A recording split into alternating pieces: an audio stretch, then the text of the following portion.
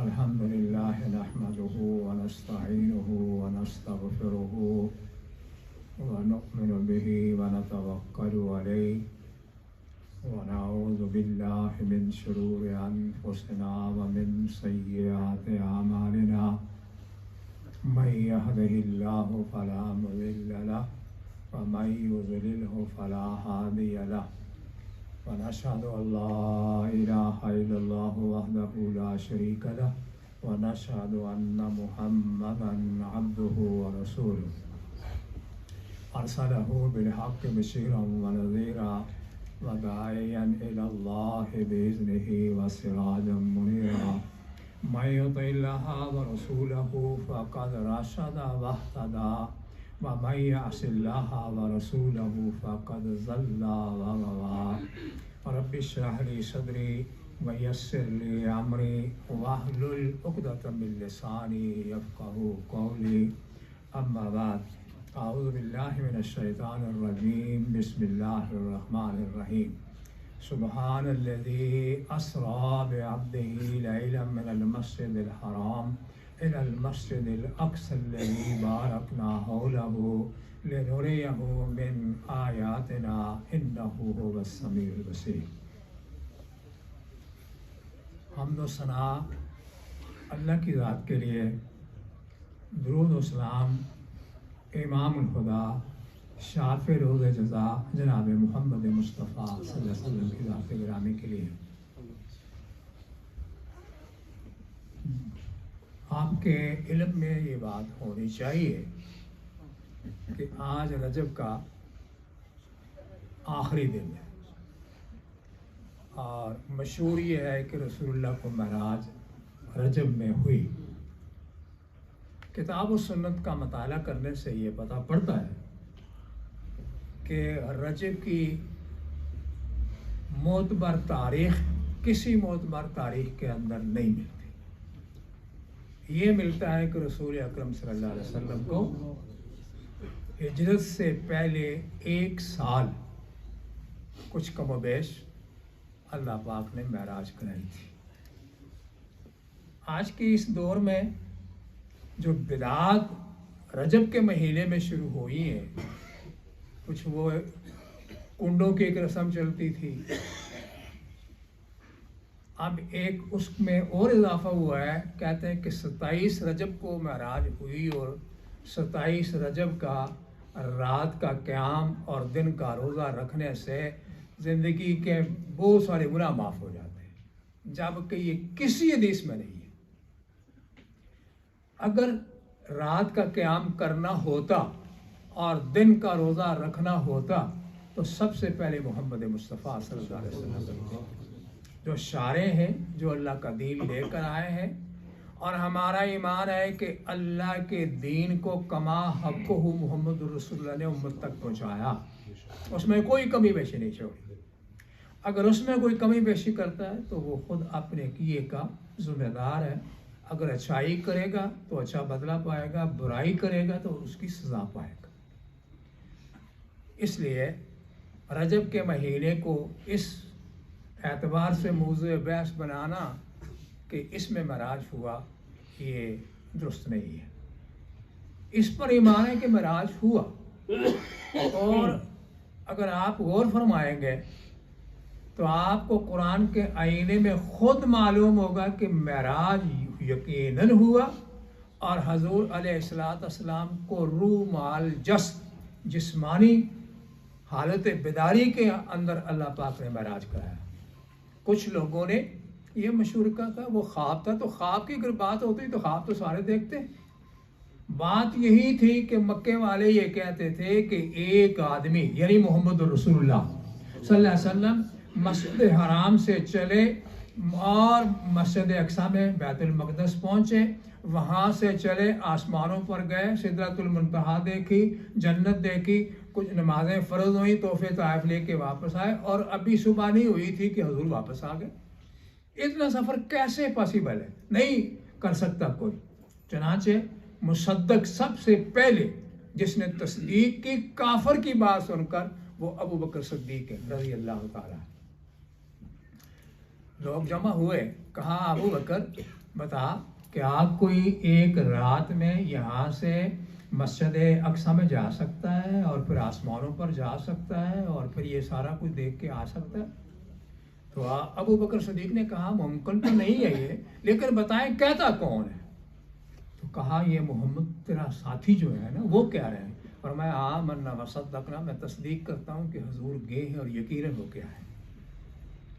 यहीं से आपको सिद्दीक का लक़ब अल्लाह ताला के हुक्म के मुताबिक मोहम्मद रसूलुल्लाह सल्लल्लाहु अलैहि वसल्लम ने आपको दिया और इसीलिए आपको अबू बकर सिद्दीक कहा जाता है। अब रहा कुरान की इस आयत पर अगर आप गौर करें, 15वां पारा यहाँ से शुरू होता है, सूरह बनी इसराइल, सुब्हानल्लज़ी अस्रा बिअब्दिही, पाक है वो ज़ात जिसने सैर कराई अपने बंदे को। लफ्ज़ सुबहान अल्लाह ताला की सतूदा सिफ़ात में से एक नाम है और ये ऐसा बाबरकत नाम है जहाँ तमाम इंसानों का अक्ल ख़त्म हो जाता है। उस इंसानियत में नबी, वली, गौस, कुतुब जो भी हैं, जहाँ उनका अक्ल ख़त्म हो जाता है वहाँ से लफ्ज़ सुबहान की इब्तदा होती है। और ये किसका इख्तियार है? सिर्फ़ और सिर्फ अल्लाह ताला का इख्तियार है और अल्लाह ही की ज़ात के लिए ये सुबहान बोला जाता है। आइए कुरान के आईने में कोशिश करते हैं कि तौहीद समझ में आ जाए। अल्लाह हमें इसकी तौफीक अता फरमाए।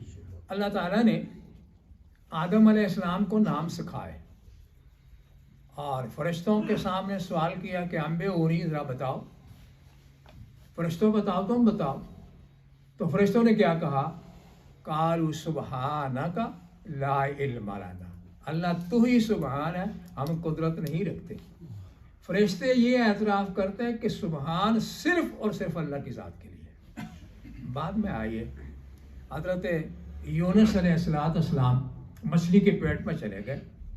लंबा वाक़या आपका सुना है, लेकिन अंधेरा दर अंधेरा जब उन्होंने देखा कि कोई मेरी मुश्किल को हल नहीं कर सकता, कोई मुझे पहुंच नहीं सकता, कोई मेरी मदद नहीं कर सकता, तो क्या कहा? ला इलाहा इल्ला अंता सुबहानका, तू पाक है, इन्नी कुन्तु मिनज़ ज़ालिमीन, मुझसे गलती हो गई है। तो फिर इस सुबहान के इकरार से अल्लाह ने यूनुस अलैहिस्सलाम की लाज रखी, मछली को हुक्म दिया, उसने बाहर आकर उगर दिया। ये 2 आयतें हो गई। एक और आयत आपके सामने रखता हूँ। हज़रत मूसा अलैहिस्सलाम जब कोतूर पहाड़ पर एक मुलाकात में अल्लाह से कहने लगे कि मुझे अपना आप दिखा, तो फरमाया लन तरानी मूसा, तो मुझे देख नहीं सकता। खाम खा अगर तो जिद करता तो इस पहाड़ की तरफ देख, अगर तू खड़ा रहा तो फिर मुमकिन है, लेकिन देख फलम्मा तजल्ला, जब अल्लाह ने पहाड़ पर तजल्ली की, मूसा बर्दाश्त ना कर सके, खर्रा मूसा साइका, मूसा अलैहिस्सलाम बेहोश होकर गिर पड़े। और जब होश आया तो कहने लगे या अल्लाह तू ही सुबहान है, तेरी कुदरत को तू ही समझता है। ये 3 बातें मैंने आपके सामने इसलिए रखी कि अल्लाह ही की सिफत है, अल्लाह ही की ज़ात के लिए ये सज़ावार है कि वो सुबहान है।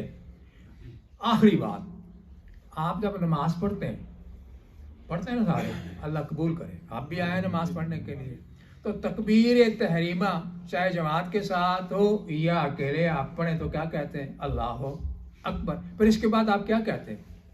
सुबहानका अल्लाहुम्मा व बिहम्दिका, तू पाक है, मैं जो आया हूँ मैं कमज़ोर भी हूँ, गुनाहगार भी हूँ, पाकीज़गी तेरे लिए है, मैं माफ़ी के लिए आया। और जब ये समझ सोच कर आप ये पढ़ते हैं तो फिर आसमान से एक आवाज़ आती है। अल्लाह के रसूल ने फरमाया, अल्लाह फरिश्तों से कहते हैं देखो मेरा फरिश्ता मुझे याद कर रहा है, तुम गवाह बन जाओ, मैंने इसको माफ़ कर दिया। ये सुबहान के समझने और उस पर कमाह को यकीन रखने का फ़ायदा है। अब रहा अबद अगर खाली रूहानी महराज होता तो मक्के वाले एतराज़ ना करते। हजूर को महराज जिस्म के साथ हुआ। आप कुरान के आईने में इसको समझें। कुफार ने कहा और उसका जवाब अल्लाह ने दिया, आफारा आई था, क्या आप ख्याल नहीं करते मेरे बंदे को इज़ा सल्ला, जब वो नमाज पढ़ रहा होता है, अबदन इज़ा सल्ला, यहाँ लफ्ज़ अबद है और यहाँ भी लफ्ज़ अब्द है, सुबहान अल्लज़ी अस्रा बि अब्दिही। मालूम ये हुआ कि जो इंसान नमाज पढ़ेगा, अगर वो रूही नमाज पढ़ेगी तो वो तो दिखाई नहीं देती। जब आप रुकू जाएंगे तो आपका जिस्म झुकेगा, जब उठेंगे जिस्म के साथ उठेगा, सजदे में जाएंगे जो कैफियत होंगी तशहुद की, इस्लाम फेरने की, ये अगर जिस्म में रूह ना हो तो ये नहीं हो सकता। इसलिए अल्लाह फरमाते हैं कि मैंने अपने बंदे को सैर कराई, इसलिए कि मेरी जो थ्योरी है, जिसको आप अल्लाह ताला की लोहे महफूज किताब कहते हैं, और मैं उस किताब के अंदर जितनी अक़साम की मखलूक मैंने पैदा की है, उस मखलूक में सबसे अफजल तरीन इंसान है। लक़द खलक़नल इंसान फ़ी अहसन तक़वीम। और उन इंसानों में बेहतर जमात अम्बिया की है, और अम्बिया के अंदर सबसे अफजल नबी मोहम्मद रसूलुल्लाह सल्लल्लाहु अलैहि वसल्लम। यही वजह थी कि अल्लाह ने एक इकरार लिया था अम्बिया से आलम अरवा में, वइज़ अख़ज़ल्लाहु मीसाक़न नबिय्यीन लमा आतैतुकुम मिन किताबिन व हिकमा।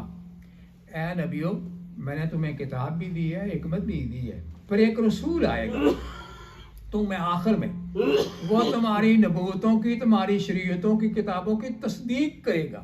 जब वो आ जाए तो तुम्हारी नबूवतें भी नहीं चल सकती, तुम्हारी किताबें भी नहीं चल सकती, तुम्हारी शरीयत भी नहीं चल सकती। तो फिर तुम्हें क्या करना होगा? ला तु'मिनुन्ना बिही व ला तंसुरुन्ना।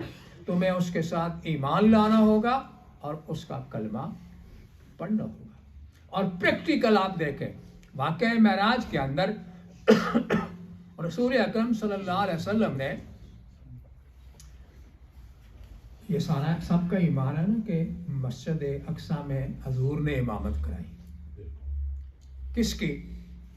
अम्बिया की। अब अम्बिया कैसे आए? ये अल्लाह का कानून है। जिस तरह उसने आलम अरवा में सबको इकट्ठा कर लिया, इस तरह अपने अमर से सब अम्बिया को जमा कर लिया। अब ये सारे इस्तकबाल के लिए मस्जिद अक्सा में हैं। आज़ान देने वाले ने आज़ान दी, एक दूसरे को देख रहे हैं। बाप आदम भी है, इब्राहिम भी है, मूसा भी है, ईसा भी है, यूनुस भी है, हारून भी, सारे अम्बिया हैं। एक दूसरे को देख रहे हैं, आगे होने की किसी की हिम्मत नहीं पड़ रही। हजूर फरमाते हैं जिब्रील ने मेरा हाथ पकड़ा और कहा कि आगे हुई नमाज पढ़िए, आपके होते हुए कोई नबी मसल्ले पर खड़ा नहीं हो सकता। तो ये हमारे नबी का मकाम है।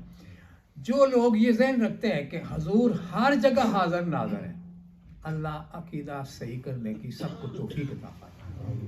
अगर हजूर हाजिर नाज़र मौजूद है तो सवाल ये पैदा होता है कि सब नबियों की मौजूदगी में कोई नबी बाप इब्राहिम आदम अगर वो नमाज नहीं पढ़ा सके, तो हजूर की मौजूदगी में अगर हजूर बकौल इनके हाजिर नाज़र है, तो मेरे जैसा गुनहगार अगर इमाम कैसे इमामत करा सकता है? ये बातिल अकीदा है। रसूलुल्लाह सल्लल्लाहु अलैहि वसल्लम की शान बहुत बड़ी है, उसका हम इकरार करते हैं, लेकिन अल्लाह और माबूद में फ़र्क है। साजिद और मसजूद, आबद और माबूद। साजिद कौन है?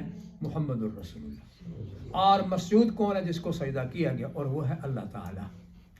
तो मालूम ये हुआ कि वो सुबहान जिसने अपने बंदे को सैर कराई, और ऐसे तरीके से सैर कराई, और कुफार मक्का का वो जवाब अल्लाह पाक ने दिया कि वो कहते थे जा आसमान पर और तेरे साथ फरिश्ते आए, किताब लेके आ, वो कहें कि ये हमारा नबी और रसूल है, तो फिर हम देखेंगे कि तू सच कहता है या क्या कहता है। अल्लाह पाक ने उस आमुल हुज़न के अंदर, जिस साल में हजूर बहुत गमगीन थे, आपकी रफ़ीका हयात फौत हो गई, आपके चचा अबू तालिब फौत हो गए, जिसको आमुल हुज़न कहा जाता है तारीख़ में। उस दौर के अंदर अल्लाह ने पैगंबर की दिलजोई के लिए, पैगंबर की तसल्ली के लिए रसूलुल्लाह को महराज कराया। अब आइए 2-3 बातें कहता हूँ, अब वक्त करीब हो रहा है। बात समझाने की गरज से बात करता हूँ कि रसूल के मकाम में और बाकी अम्बिया के मकाम में फ़र्क क्या। पहले आसमान पर सवाल जवाब जो हुए आपने सुने सुनाए, मैं मुख्तर करता हूँ। तो देखा कि एक शख्सियत बुजुर्ग बैठी है, दाईं तरफ देखते हैं तो हंसते हैं, खुश होते हैं, बाईं तरफ देखते हैं तो रोना शुरू कर देते हैं। जिब्रील से पूछा एम जिब्राइल, ये बताइए ये बुजुर्ग कौन है, ये क्या माजरा है? फरमाया ये आपके बाप आदम अलैहिस्सलाम है। दाईं तरफ सईद नेकोकार जो कामयाब करार दिए गए, उनकी जब झलक कराई जाती है, अल्लाह के लिए कोई मुश्किल नहीं तो खुश होते हैं, और जब गुनाहगारों को जहन्नम में जलते दिखाए जाते हैं तो आप मगमूम होते हैं, परेशान होते हैं। इसके बाद आदम अलैहिस्सलाम ने वेलकम कहा मोहम्मद रसूलुल्लाह को, कहा सब तारीफें अल्लाह के लिए हैं जिसने आपको बेटा स्वाले बनाया और फिर रहमतुल आलमीन बनाया। तेरी दराजी व उम्र के लिए, तेरे काम के लिए दुआ करते हैं। तफसीर में मैं नहीं जाता, मेरी अब इसमें नुक्ता क्या है? आदम अलैहिस्सलाम से पहली मुलाकात क्यों कराई? दूसरे आसमान पर हजरत ईसा हैं और याह्या अलैहिस्सलाम, तीसरे आसमान पर यूसुफ अलैहिस्सलाम है, चौथे आसमान पर इदरीस अलैहिस्सलाम है, पांचवें आसमान पर हजरत हारून अलैहिस्सलाम है, छठे आसमान पर हजरत मूसा अलैहिस्सलाम है, सातवें आसमान पर इब्राहीम अलैहिस्सलाम। अब ये तरतीब अगर आप समझ लें और इस पर अगर आप गौर करें तो आपको नुक्ता तौहीद कोई वजह ही नहीं कि समझ में ना आए। वही कोई कज दिमाग होगा जो इस पर गौर ना करे। अब इसमें उलमा ने जो नुकात उठाए हैं, आदम की मुलाकात क्यों कराई? फरमाया ए मोहम्मद सल्लल्लाहु अलैहि वसल्लम, आपका वही अजली दुश्मन है जो आदम का था, और वो कौन था? शैतान। आपका वही दुश्मन है अजली जो आदम का था। इसने आदम को सुख के साथ जन्नत में नहीं रहने दिया, और फिर इसके बहकावे में आप आगे और फिर आपको देश निकाला मिला, दुनिया पर आ गए। मुराद ये थी कि ए मोहम्मद सल्लल्लाहु अलैहि वसल्लम, ये मक्के वाले आपको निकालेंगे, जिस तरह आपके बाप आदम को अपना वतन छोड़ना पड़ा, इसी तरह आपको भी छोड़ना पड़ेगा। आप तसल्ली रखें। दूसरे आसमान पर ईसा और याह्या अलैहिस्सलाम, इसमें क्या था कि ईसा अलैहिस्सलाम को कत्ल करने का मंसूबा बनाया गया, और कुरान करीम में ये बात मौजूद है। अल्लाह फरमाते हैं उन्होंने सारे मकर किए, लेकिन मैं अल्लाह ऐलान करता हूँ वमा कातलूहु वमा सलबूहु, ना उनको मार सके ना सूली चढ़ा सके, वलाकिन शुब्बिह लहुम, मैंने तशबीह उन पर डाल दी, वो उसी में उलझे रहे, और ईसा अलैहिस्सलाम अपने मकाम पर जहाँ अल्लाह ने चाहा ले गए। क्या मकसद था कि मक्के वाले आपके कत्ल के मंसूबे बनाएंगे जिस तरह ईसा अलैहिस्सलाम के लिए बनाए गए। तो जिस तरह ईसा अलैहिस्सलाम की हमने हिफाजत की है, मोहम्मद तेरी हिफाजत का भी ज़िम्मा हम लेते हैं।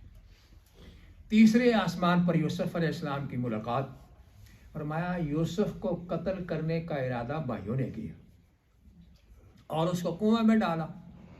जो वो कर सकते थे उन्होंने किया, लेकिन ए मोहम्मद सल्लल्लाहु अलैहि वसल्लम, वो जो कुएं के अंदर फेंका जाना था वो उनके अरूज की इब्तदा थी। वहाँ से निकले, मिस्र पहुँचे और मिस्र के फरमानरवा बन गए। फिर वक्त आया कि भाई गल्ला लेने के लिए आए, तो यूँ ये कैफियत। अब मेरी तरफ तवज्जो फरमा, भाई पहचान नहीं रहे, वो पहचानते हैं यूसुफ की ये वही तमाचे मारने वाले। तो क्या कहते हैं, जेना बिज़ातिन मज़जातिन फ़अफ़िर लल कैल व तसद्दक़ अलैह, हमें सदके की खैरात करके दे दे, हम भूखे मर रहे हैं। उस वक्त अल्लाह ने फरमाया कि अब बोलो यूसुफ। फरमाया हल अलिमतुम मा फ़अलतुम बि यूसुफ व अख़ी, तुम्हें पता है कि तुमने यूसुफ और उसके भाई के साथ क्या कुछ किया था। अब वो जो बड़ा था ना, जो बहुत ज़्यादा, जिसको यहूदा आप कहते हैं, ये यहूदी नस्ल उसी यहूदे की, शरारती नंबर 1, उसने कहा भाई मालूम होता है कि इसके ये, इसको क्या कहते हैं आप, रुखसार, रुखसार ही उर्दू में कहते हैं, पंजाबी में, हमारी ठेठ पंजाबी में खाख कहते हैं। कहा ये जो इसके रुखसार है ना, और ये जो आंखों की जो दिखावट है ना, ये हमारे बाप याकूब से मिलती जुलती है, कहीं यूसुफ ही ना हो। अब वो कहता है आइना का लानता यूसुफ, तो यूसुफ ही तो नहीं है। कहा अना यूसुफ व हाज़ा अखी कद मन्नल्लाहु अलैना, मैं यूसुफ हूँ, ये मेरा भाई बिन्यामीन है, अल्लाह ने हम पर एहसान फरमाया, आपकी तकलीफ़ें बर्दाश्त की, सब्र किया, और अल्लाह ताला सब्र करने वालों के अजर को ज़ाया नहीं करता। अब सारे जो शर्मिंदा होकर माफ़ी माफ़ी माफ़ी करने लगे, तो यूसुफ अलैहिस्सलाम ने क्या कहा, ला तस्रीब अलैकुम अल-यौम, कोई मुआवजा नहीं, जाओ मैंने तुम सबको माफ़ किया। फरमाया ए मोहम्मद, इसी तरह मक्के वाले फतह मक्का होगा और ये आपसे माफ़ी मांगेंगे, जिस तरह यूसुफ ने कहा इसी तरह आपने भी करना होगा। इदरीस अलैहिस्सलाम जो किताबत का सिलसिला है, लिखने पढ़ने का, अंबिया में से सबसे पहले हज़रत इदरीस अलैहिस्सलाम ने शुरू किया, और उनके वाज़ व तबलीग का ज़रिया यही था कि ख़त व किताबत के ज़रिए से तबलीग करते थे। फरमाया इससे मुलाकात का मकसद यह है कि जितने ये बड़े बड़े फरमा रवा दुनिया में बड़े बैठे हैं, इन तमाम को आपने खतूत लिखने होंगे और कलमा तौहीद की तरफ दावत देना होगी। फिर हारून अलैहिस्सलाम, फरमाया हारून अलैहिस्सलाम, मूसा अलैहिस्सलाम गए कोतूर पहाड़ पर और गौशाला बना लिया उसने, वो गाय की पूजा करनी शुरू कर दी, वो कहते रहे, उन्होंने नहीं मानी, एक भी नहीं मानी। और मैं इसी तरह ये मक्के वाले भी आपकी एक भी बात नहीं मानेंगे, ये हट धर्म और ज़िद्दी बनते चले जाएंगे।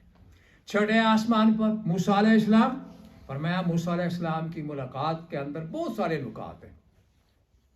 जब वापस आए, वापसी में मुलाकात का थोड़ा तज़किरा करता हूँ। मूसा अलैहिस्सलाम कहने लगे क्या लेके आए हो? फरमाया अल्लाह ने मुझे उम्मत के लिए 50 नमाजें दी। कितनी? 50 कहा मेरी उम्मत पर 2 नमाजें फ़र्ज थी, वो नहीं पढ़ते थे, तेरी उम्मत 50 कैसे पढ़ेगी? अब वक्त कम करा। मूसा अलैहिस्सलाम के, इसमें हिकमतें हैं बहुत सारी। मूसा अलैहिस्सलाम के इस मशवरे पर हज़रत मुहम्मदुर रसूलुल्लाह वापस गए। मकसूद ये था कि बार बार आना, बार बार जाना, अल्लाह ताला की ज़ात से हम कलाम होना और शर्फ़ अज़मत रिफ़त अल्लाह ने दी हज़रत मुहम्मद रसूलुल्लाह को। कम हुई करते कराते 5 रह गई। तो मूसा अलैहिस्सलाम कहने लगे अब भी वक्त है, मेरी 2 नहीं पढ़ती थी, ये 5 कैसे पढ़ेंगे, कम करा लो। अब हजूर ने फरमाया मूसा अस्तही मिन रब्बी, मुझे अब अपने रब से शर्म आती है, मैं बार बार सवाल करूं, लिहाजा ये हजूर ने फरमाया। ऊपर से जिब्रील ने कहा ए मोहम्मद, रब फरमाते हैं पढ़ेंगे 5 तो सवाब 50 का दूंगा, पढ़ेंगे 5 सवाब 50 का दूंगा। अब ये हमारी खुशकिस्मती है, इस नमाज की अदायगी के लिए सारे अहकामात ज़मीन पर हुए, जिब्रील लेकर आए, लेकिन नमाज के लिए अल्लाह ने मोहम्मद रसूलुल्लाह को अर्श पर बनाया। इसकी बड़ी अहमियत है। अब एक मुसलमान की और काफिर की पहचान क्या है? मुसलमान नमाजी होगा, काफिर नमाजी नहीं होगा। और जो नमाज आप पढ़ते हैं, कोशिश करें, सीखने की कोशिश करें। सारी ज़िंदगी मस्जिदों में गुजर गई, अभी तक मैं अपनी बात करता हूँ, कई चीज़ें रह जाती हैं। इसलिए कोशिश करें कि नमाज सुन्नत के मुताबिक हो। जब सुन्नत के मुताबिक नमाज होगी, आपके दर्जात बुलंद होंगे। इस पर एक हदीस का टुकड़ा आपसे अर्ज कर देता हूँ। हजूर ने फरमाया जिसने इशा की नमाज जमात के साथ पढ़ी और वो चला गया, आपने जिक्र अज़कार करते सो गया, ये सो रहा है और आसमान के फरिश्ते उसके लिए बख्शिश की दुआ कर रहे हैं, है फ़ायदा के नहीं। फिर फरमाया जिसने फजर की नमाज जमात के साथ अदा कर ली, इशा भी पढ़ी, फजर भी पढ़ ली, फजर से लेकर शाम तक फरिश्ते दुआ करते रहेंगे। और फिर इस मज़ीद ये कि उसके हफ्ते पूरे के अल्लाह गुनाह माफ़ कर देता है, बशर्ते कि सुन्नत के मुताबिक नमाज अदा की जाए। ये चंद बातें अपनी आप सब की इस्लाह के लिए अर्ज़ की हैं कि सुबहान सिर्फ एक है और वो अल्लाह है, और बंदों में अबद कामिल तरीन अबद सिर्फ एक है और वो मोहम्मद रसूलुल्लाह सल्लल्लाहु अलैहि वसल्लम। अल्लाह की इबादत करनी होगी और रसूलुल्लाह सल्लल्लाहु अलैहि वसल्लम की इताअत करनी होगी। इसी में हमारी दुनिया और आखिरत की कामयाबी है। अल्लाह ताला हम सब को दुनिया और आखिरत की कामयाबियों से हमकनार फरमाए, हमारे बीमारों को शिफा कामला आजला दे, और जो फोत हो गए अल्लाह सबको माफ़ फरमाए। व आखिरु दावाना अल्हम्दुलिल्लाह।